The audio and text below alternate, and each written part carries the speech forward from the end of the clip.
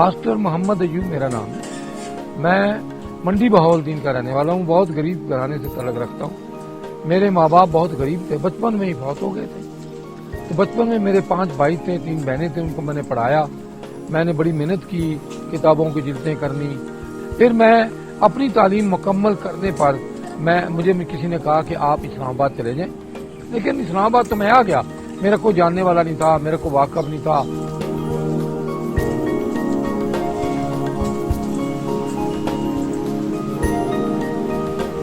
मैंने इस्लामाबाद की सर्वे की सन 1981 में कि बच्चे जो हैं छोटे छोटे, जो आवारा फिर रहे हैं, कोई नशा कर रहे हैं, कोई सिगरेट पी रहे हैं, कोई चोरियों पे मसरूफ है, कोई इधर उधर फिर रहे हैं, तो मैंने सोचना शुरू किया क्यों ना इन बच्चों को आगे लेके जाऊं और इन बच्चों को, छोटे छोटे बच्चों को पढ़ाऊं। तो मुझे एक बच्चा मिला जो हर रोज अपना गाड़ियों को धोता था और अपना गुजारा करता था। तो मैंने उससे पूछा, मैंने कहा भाई तू सारा दिन गाड़ियों को धोता है और अपना पढ़ता क्यों नहीं है, छोटा सा तू है। तो उसने बड़ी बदतमीजी से मुझे कहा कि किताबें या फीसों के पैसे तेरा बाप देगा। और मैंने सोच लिया, दिल से तैयार कर लिया, क्यों ना ये इसकी बात मैं पूरी करूं। मैंने उसको किताबें ली कर दी। मैंने उसको वहीं पर जहां वो वैगन धोता था, गाड़ियां धोता, वहां पर बैठ के पढ़ाना शुरू कर दिया। अल्लाह के करम से मेरे पास दूसरे दिन एक और शागिर्द आ गया। फिर एक और बच्चा जो मांगता था वो आ गया। फिर एक बेचारा बहुत गरीब था जो कि सारा दिन मजदूरी करता था, उसको ले आया। एक मिस्टर बुक पर काम करता था, उसको ले आया। इस तरह करते करते बहुत सारे बच्चे मेरे पास आ गए और मैंने बच्चों को बैठकर पढ़ाना शुरू कर दिया बगैर किसी दिए के।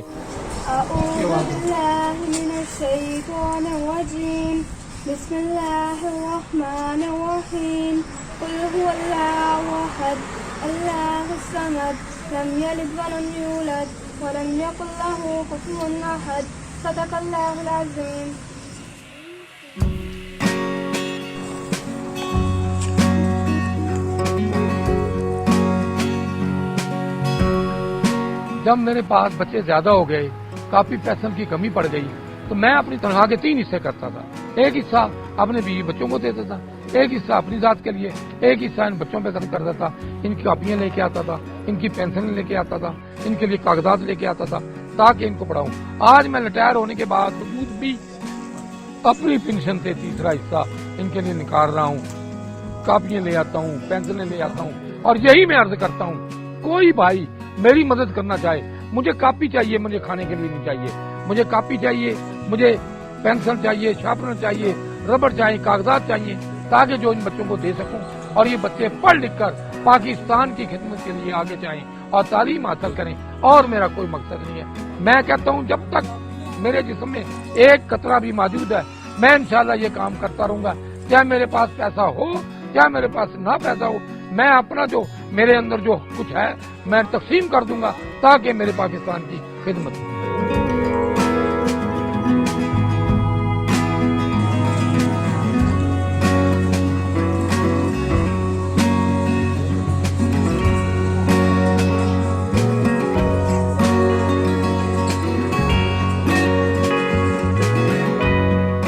तो 2012 में मिनिस्ट्री ऑफ एजुकेशन ने मुझे अवार्ड दिया और मुझे अपने अवार्ड से नवाजा। फिर मुझे अपने सिविल डिफेंस से अवार्ड मिला 2013 में। 2014 में ये मेरिट होटल में जब धमाका हुआ था, उस वक्त मैंने वहां पर काम किया और मैंने वहां पर 4 अंग्रेजों को जब आग में से निकाला। तो 2015 में मुझे सदर पाकिस्तान ने सदारती अवार्ड से नवाजा। उसके बाद तुर्की की एक टीम आ गई, वो मुझे तुर्की ले गई और तुर्की ले जाने के बाद उन्होंने वहां से, उनकी दुनिया क्लिक बहुत बड़ी यूनिवर्सिटी है, और वहां पर मेरा तारफ भी करवाया कि ये पाकिस्तान में ग्राउंड में बैठ के बच्चों को पढ़ाता है और कुछ लेना देना नहीं है। तो मुझे इंटरनेशनल अवार्ड से नवाजा गया। मेरे बच्चे पढ़ते गए और मेरा शौक भी बढ़ता गया। इसी तरह मुझे पिलर ऑफ पाकिस्तान का अवार्ड मीडिया ने दिया। उसके बाद कराची से हकीम सईद साहब ने अपनी जिंदगी में मेरा अवार्ड लिख दिया था, लेकिन वो तो फौत हो गए। फौत होने के बाद उनकी बेटी सईदा, उन्होंने मुझे कराची बुलाया बाई एयर बुलाकर वहां पर मुझे अवार्ड दिया और मुझे बच्चों के लिए कुछ न कुछ कापियां, पेंसिलें, उसके लिए कुछ दिया ताकि बच्चों की मदद हो जाए। इसके अलावा मुझे एक अवार्ड ऐसा मिला हुआ है जो कि पाकिस्तान में 2 बंदों के पास है। एक मलाला यूसुफ के पास है और एक मेरे पास है। یہ ملکہ برطانیہ نے دیا تھا ان بچوں کی تعلیم پر. مجھے لوگ کہتے ہیں ان کا کیا کرو گے؟ میں کہتا ہوں یہ میری عزت ہے, میرا وقار ہے. آپ دیکھ رہے ہیں میں بچوں سے پڑھا کر اپنا جی بھرتا ہوں, اپنے زندگی کا سفر طے کرتا ہوں, اور میری خوشی اسی میں ہے. میں ایک دن ان میں نہ ہوں بیمار ہو جاتا ہوں.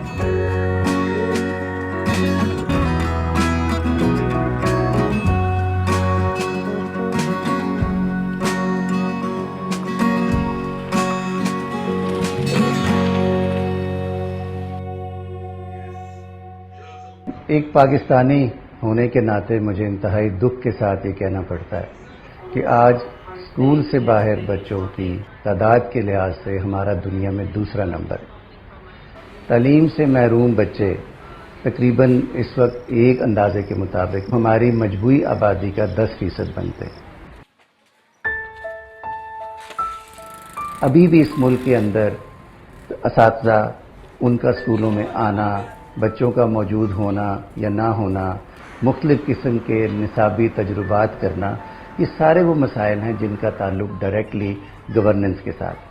مجھے آج تک کوئی ایسے والدین نہیں ملے, بچی کے یا بچوں کے, جو یہ کہیں کہ ہم اپنے بچوں کو تعلیم نہیں دینا چاہتے. سب سے بڑا مسئلہ یہ ہے کہ ان کا موجودہ تعلیمی نظام کے اوپر کوئی اعتبار ہی نہیں رہا. ان کی نظر میں وہاں بھیجنا بچے کو 5 سال اس کے ضائع کرنے کے مترادف ہے, اس کو خراب ہو جائے گا. اس سے بہتر ہے کہ وہ والدین کی نگرانی میں رہے. اس کے لیے بہتر ہے کہ وہ خاندان کے گھر بار کے کاموں میں ہاتھ بٹائے, بچی ہو یا بچہ ہو. تو سب سے بڑا جو ایشو ہے وہ ہمارے ایجوکیشن سسٹم کی اپنی کریڈیبلٹی ہے.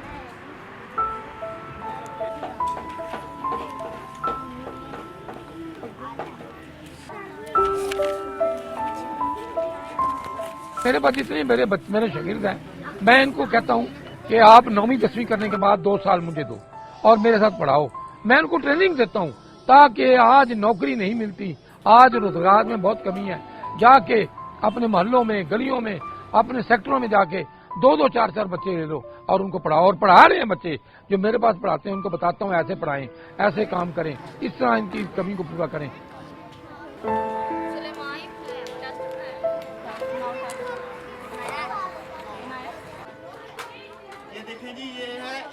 سر میرا نام اشفاق فیصل ہے اور میں روزنامہ طلوع میں ایز اے پیج میکر ہوں.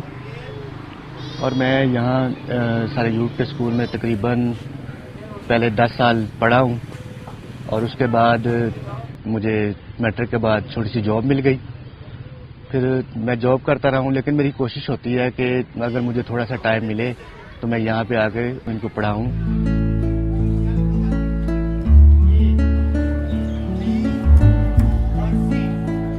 میرا تعلق سیالکوٹ سے ہے, اور جب میں سیالکوٹ سے آیا تو میری یہ تقریباً 6 سال تھی.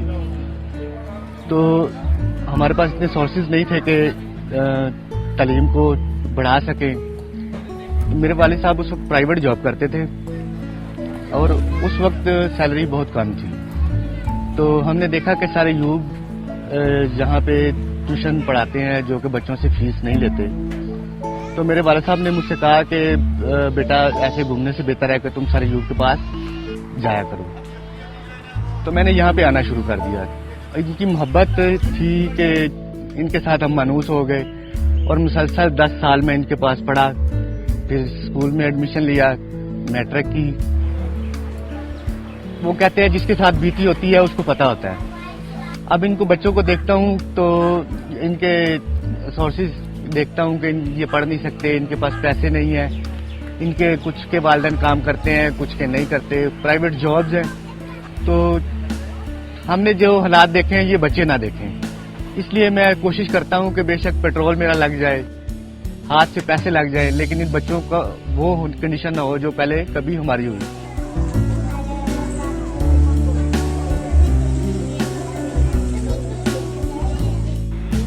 میں کہتا ہوں کہ بھائی ٹیوشن پڑھائیں, لیکن تھوڑا بہت کچھ لے لیں, ہزاروں روپے نہ غریبوں سے لیں, تاکہ وہ کسی کے 4 بچے وہ کیسے پڑھے گا. تو آپ پڑھائیں, آپ کا سب کچھ نہ کچھ بنے گا, لیکن سوچ کر پڑھائیں کہ ہم تعلیم دے رہے ہیں.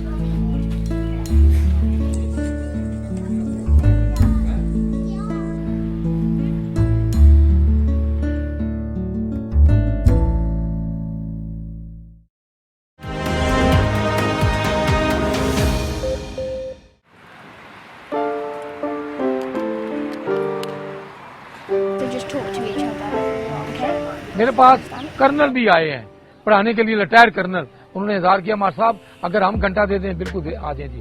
اسکولوں کے پروفیسر بھی آئے ہیں، انہوں نے بھی، سائنس کے پروفیسر بھی آئے ہیں، اسکولوں کے ٹیچر بھی آئے ہیں، میتھ کے بھی آئے ہیں، انگلش کے بھی آئے ہیں، کسی نے گھنٹہ دیا، کسی نے 2 گھنٹے دیے، مہینے میں اپنا 10 دن آتے تھے، کوئی ہفتے میں 2 4 دن آتے تھے، کوئی پورا ٹائم دیتے تھے، آج کل بھی آتے ہیں۔ ابھی بھی ایک لیڈی جو آپ کے سامنے آئی تھی، انہوں نے اظہار کیا تھا کہ میں والنٹیئر آیا کروں، میں نے کہا جی بالکل آیا کرو اور پڑھائیں، ہم جب تک یہ کام نہیں کریں گے ہمارا کام مکمل نہیں ہوا۔ آتے رہتے ہیں، بڑے افسر بھی آتے رہتے ہیں، چھوٹے بچے بھی، آپ نے دیکھا کہ اس دن حسن اور حسین دونوں بچے آئے ہوئے تھے میرے پاس پڑھانے کے لیے، اور وہ بھی روزانہ پڑھا کے جا رہے ہیں والنٹیئر۔ وہ کسی دن کو کام ہو یا موسم خراب ہو نہیں آتے، یہ تو آتے ہیں پڑھا کے چلے جاتے ہیں، اور مجھے بڑی خوشی ہوتی ہے۔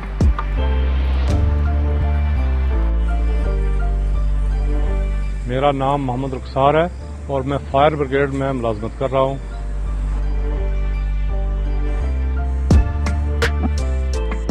میں جب یہاں اسلام آباد میں آیا تھا تو میرے ابو میرے ساتھ تھے، اور ایوب صاحب سے جب ملاقات ہوئی تو میرے ابو نے میرا ہاتھ پکڑ کے ایوب صاحب کے ہاتھ میں دے کے کہتے ہیں کہ آج سے یہ میرا بیٹا نہیں ہے، آپ کا بیٹا ہے، آپ میری طرف سے آپ کو اجازت ہے، آپ اس کو مار بھی سکتے ہیں، یہ آپ کے ساتھ رہے گا۔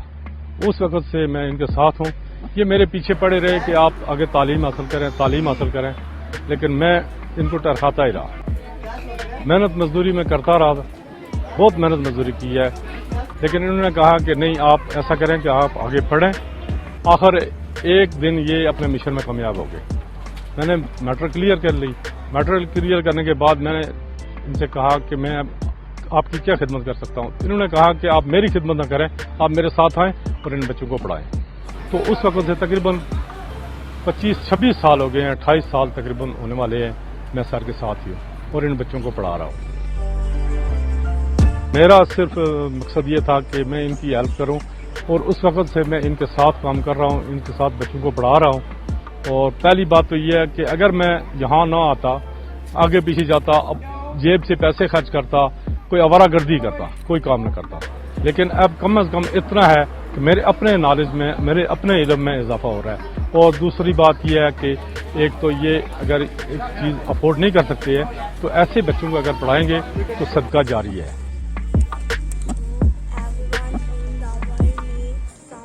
میرے نبی کریم صلی اللہ علیہ وسلم نے فرمایا ہے کہ مرد اور عورت دونوں تعلیم حاصل کریں، کسی کو منع نہیں کیا گیا۔ میرے پاس لڑکیاں بڑی شوق سے آتی ہیں، میں بچیوں کو ہی پڑھا رہا ہوں، بچوں کو ہی پڑھا رہا ہوں، اور 60% بچیاں ہیں، 40% لڑکے ہیں، اور نتیجہ سب سے زیادہ بچیوں کا اچھا آتا ہے اور بچوں کا کام آتا ہے۔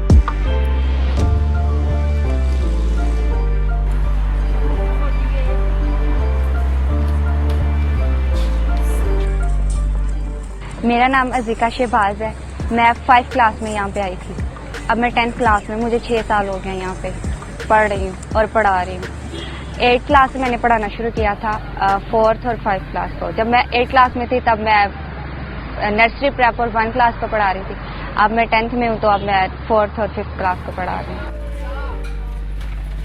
پہلے ہم لوگ یہاں نہیں رہتے تھے نا، پہلے ہم کہیں اور سے شفٹ ہوئے یہاں پہ، تو پھر میری کزنس یہاں پہ پڑھتی تھی، انہوں نے ہمیں بتایا سر کے بارے میں، تو ہم پھر یہاں پہ ہم نے ایڈمیشن لیا۔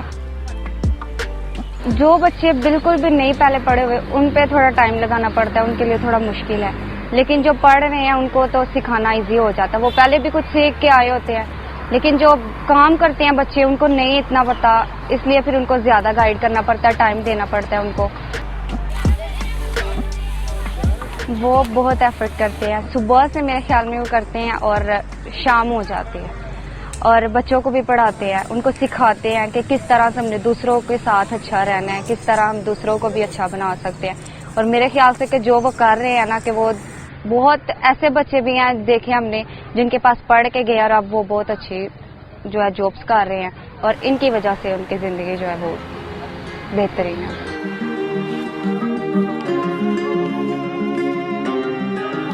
ہو سکتا ہے کوئی میرا بچہ پڑھایا ہوا آگے چلا جائے، فوج میں چلے جائے، پولیس میں چلا جائے، بڑا افسر بن جائے، ڈاکٹر قدیر بن جائے، یا کوئی اور ایسا پاکستان کی خدمت کرنے والا بن جائے، تو میری زندگی کا مقصد پورا ہو جائے گا۔ اور اسی تک جو میں لگا ہوں، اسی سے میرا کوئی لینا دینا نہیں ہے، اور یہی میں کہتا ہوں، مجھے کسی چیز کی ضرورت نہیں ہے، آؤ میرے ساتھ ملو اور इन बच्चों को पढ़ाएं ताकि ये बच्चे आगे जाएं। अगर ये बच्चे गरीब गुरबा नहीं पढ़ेंगे, कल के लिए ये बच्चे चोर बन जाएंगे, डाकू बन जाएंगे, नशेई बन जाएंगे, नशा करेंगे, पाकिस्तान के दहशतगर्द बन जाएंगे।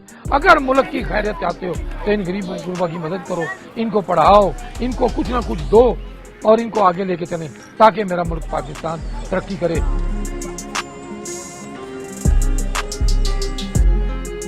जी मैं साइंस पढ़ रही हूँ, डॉक्टर बनूंगी और बन भी गई तो इसको नहीं भूलूंगी जहाँ से मैंने पढ़ा है। जाहिर है जिस वजह से इंसान कुछ बन जाता है उसे नहीं भूलना चाहिए और मेरी तो कोशिश यही होगी, अगर टाइम हुआ तो मैं ज़रूर इनको टाइम दिया करूँगी।